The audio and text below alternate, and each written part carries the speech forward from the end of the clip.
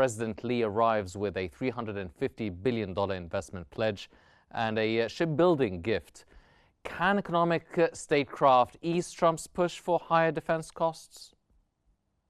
Good evening, and thank you very much for having me. The hope is that it will do so, actually, because what South Korea is trying to do is trying to strike a balance amongst the rising rivalry between the United States and China. And South Korea is obviously caught in the middle. So the attempt is to strike this balance by, instead of increasing possibly defense expenditure, the South Korean president is trying to do what is known as economic statecraft, so enhancing economic cooperation with the United States without trying to appear as antagonizing China. Obviously, the U.S. President Donald Trump is trying to increase South Korea's expenditure on defense, similar to how this was done with NATO, for example. The main reason, one of the main reasons for why the South Korean president is here in Washington, D.C., is to try to replace, if you will, this kind of economic expenditure with the United States, the economic statecraft, as I mentioned, instead of doing the more defense expenditure, so that South Korea will be more likely balancing its relationship with the United States as far as it has a stable economic relationship with China. So South Korea doesn't want to be taking sides, if you will, with the United States versus China, but very much striking a kind of a trilateral, if you want, economic relationship. And this may explain the South Korean visit to Japan before arriving here in Washington, D.C. Mm-hmm. We'll talk about the order of the visits later on, but with the tariffs cut from 25% to 15%, is this trade deal a strategic win for Seoul or a backdoor burden with wanting higher costs, defense costs, and realignment of troops? It can be seen both ways. To be very straightforward, it's very much seen at the same time to many analysts as a kind of a double-edged sword, if you will. So it gives advantages, no doubt, to South Korea, to the US market, but at the same time, it comes with a price. This price is, as I mentioned earlier, more expenditure from the South Korean side in defense. President Donald Trump, as we know, is very much transactional in most of his wild world approaches. So in the same way as he asked NATO, for example, to increase expenditure from 2% to 5%, he's also having a similar approach to South Korea, because his view is that this kind of US security umbrella is not for free.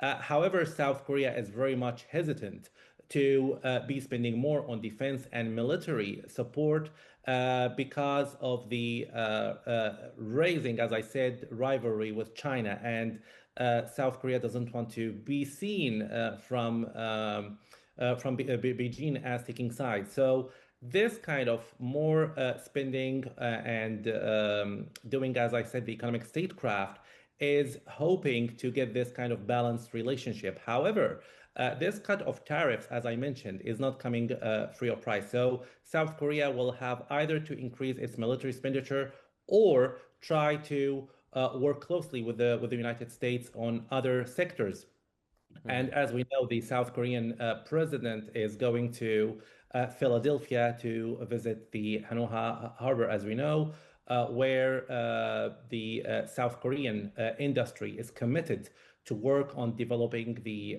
U.S. shipcraft. So that could be another way of indicating goodwill from the South Korean side in return of this reduction of tariffs. Mm.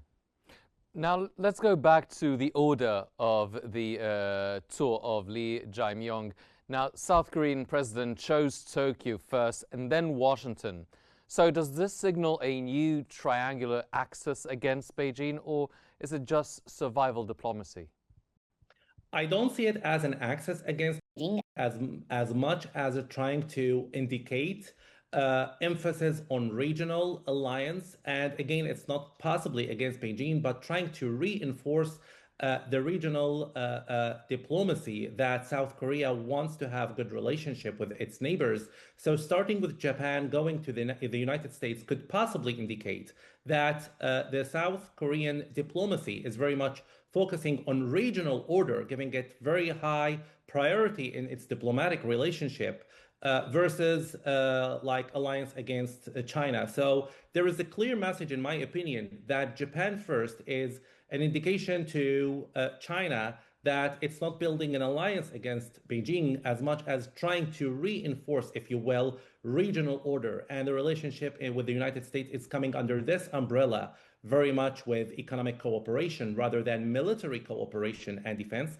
And we know that one of the sticking points between President Trump, for example, between President Trump and the South Korean president has to do with giving U.S. military flexibility in South Korea, which at this time South Korean president does not want because that will possibly pose South Korea very much in an alliance against China. So one of the main reasons why Japan came first, as I mentioned, is to give regional stability in Asia high priority for South Korea. And number two, trying to less emphasize the military cooperation and giving U.S. military flexibility in South Korea is very much one of the high priority points the South Korean president wants to discuss here in Washington, D.C. Mm-hmm. Well, ahead of their meeting in Washington, Trump calls South Korea unstable with his purge and revolution remark. Do you think this remark is a negotiating tactic, trying to apply some sort of pressure, play some mind games with the South Korean president, or is it a crack in the alliance? It's very much, I will say, the first, very much like a negotiation tactic with the South Korean president. We are very much used to President Trump's posts on social media as very much trying to signal some kind of pressure, always prior to some kind of summits. We can recall something like this prior to President Putin, for example, visit to Alaska, which remarked a change of tone in President Trump's of course, language, if you will, after that summit with President Trump. My impression is that this is another negotiation tactic President Trump is used to do prior to another summit with the South Korean president. In my opinion, if they got to reach a deal, especially with this shipcraft, which South Korea is willing to carry on with the United States, we will possibly hear a different tone from President Trump afterwards. Mm-hmm. Well, you've mentioned Philadelphia, and Hanwha Ocean in Philadelphia stands as a symbol. So can the industrial soft power really balance military hard power demands by Trump? It possibly will, and we know that the ship's trade craft, for example, in the United States, is very much undergoing a lot of problems. And we know one of the main concerns President Trump had with the U.S. military had to do with the ships. So with South Korea undertaking this a huge responsibility to help in the industry of shipbuilding in the United States is very much going to be an indication of statecraft, as I mentioned earlier in my comments, with the United States. And this is possibly going to be a very much indication of goodwill from South Korea towards the U.S. Military industry without South Korea committing to spend more on U.S. military investments and defense in South Korea, which again could send the wrong message and wrong signals to China. Mm-hmm. Well, Seoul is being not just asked to pay, but there's more to it. On the surface, it looks like Seoul's being asked to pick sides in the US-China rivalry, economically with China and militarily with America. Is that true? And if it is, how can they balance and maneuver such a choice? The maneuver they are trying to balance is what the South Korean president is trying to do now in Washington, D.C. Yes, indeed, the U.S. wants South Korea to pick sides as the tension, if you will, and the rising rivalry between the United States and China is ongoing. Washington sees that its security commitments to South Korea should not be free of charge, actually, and there should be something there in return. So, as the U.S. seeks to enhance its posture, its military posture in Asia, it needs South Korea to be there on the call.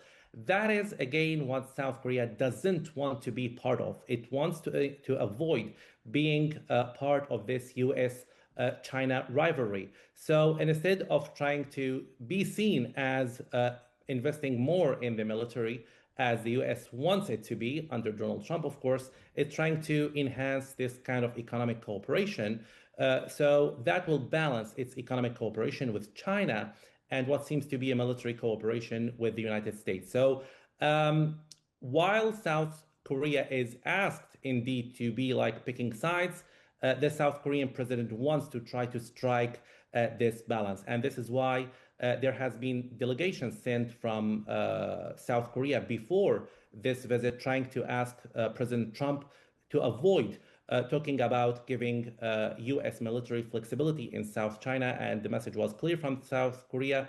We want to leave this to the level diplomats to be discussing this so we can have kind of an agreement on economy, and this could provide goodwill, which may ease negotiations on this side. And hence, South Korea will not, in this summit, be sending, as I mentioned, the wrong signals to China in that sense. Mm-hmm.